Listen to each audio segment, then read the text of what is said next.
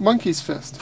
It's a decorative and functional knot, basically putting a big lump in the end of a line.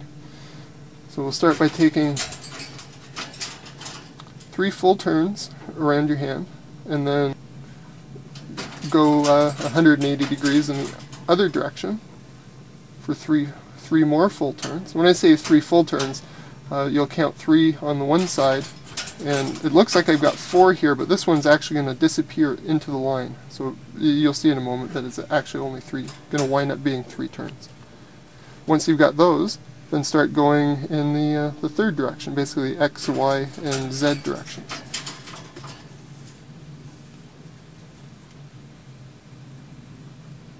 Okay, so you can see we've got 3 full, and then this one disappears.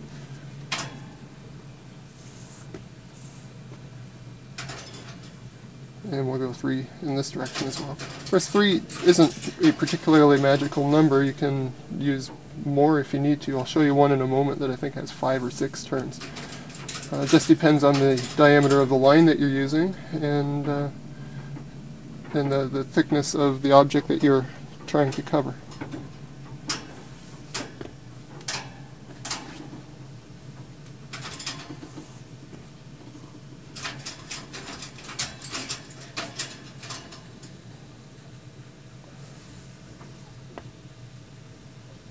Okay, so we basically have the basic form set up here, and at this point, if you're going to use this for a heaving line, you might want to insert a heavy object in there. I've used a golf ball or a stainless steel bearing.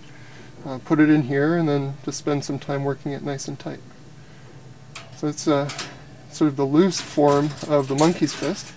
As it gets tighter, and I'll show you a tight one here, just for practical application as well, I use this as a heaving line knot. So we've got a nice monkey's fist. I think I've got a golf ball inside here. 6 turns, and this is attached to a really light line. I can easily throw this the 50 or 60 foot length of this line, attach the light line then to a heavier line, and the person can then, on the receiving end, can then pull the heavy line across. It saves me having to try to throw a big heavy line. Another practical application of this, actually, I use in a buoyant heaving line.